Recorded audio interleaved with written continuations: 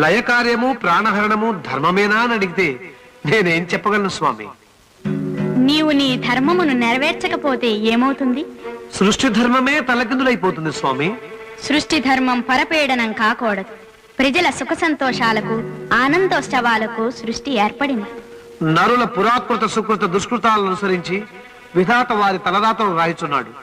ప్రజలు ఆ కర్మలను అనుభవించక తప్పదు కదా స్వామి.